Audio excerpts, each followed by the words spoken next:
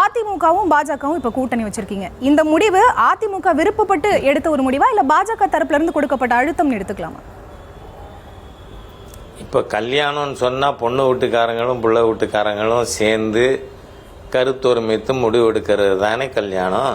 அது மாதிரி தான் அலையன்ஸ். அதுக்கும் பேர் அலையன்ஸ் தான், இதுக்கும் பேர் அலையன்ஸ் தான்.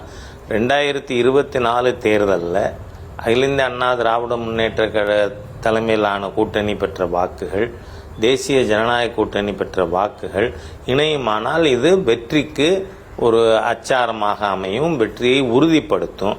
அதனால இன்னைக்கு தமிழ்நாட்டில் இருக்கின்ற முக்கியமான தேவை என்ன? நீங்கள் எந்த ஒரு புள்ளி விவர விஷயங்களும் பார்க்கலாம். இந்தியாவிலேயே அதிகமாக ட்ரக்கு, அதாவது நான் சொல்கிறது சிந்தட்டிக் ட்ரக், மெத்தபிட்டமின் போன்ற அதன் உபயோகம் அதிகமாக இருந்த மாநிலம் பஞ்சாபாக இருந்தது. இப்போ அது எந்த மாநிலம்? தமிழ்நாடு.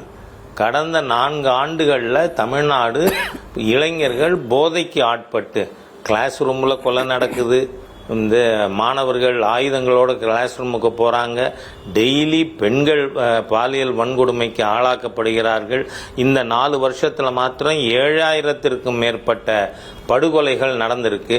எல்லாத்துக்கும் பின்னணியில் நீங்கள் பார்த்தீங்கன்னா போதை. ஆகவே போதையை பற்றி இன்னும் பல செய்திகள் வருது.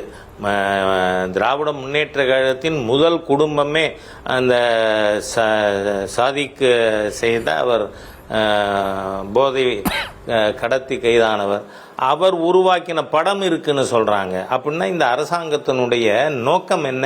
அடுத்த தமிழ் சமுதாயத்தை கெடுக்கின்ற விதத்தில் நடக்கிற ஒரு ஆட்சி தூக்கி எறியப்பட வேண்டும். அதனால யோசித்து நல்ல முடிவெடுத்து தேசிய தலைமை தமிழகத்திலே அண்ணா திராவிட முன்னேற்ற கழகத்தோடு கூட்டணி அமைத்திருக்கிறது.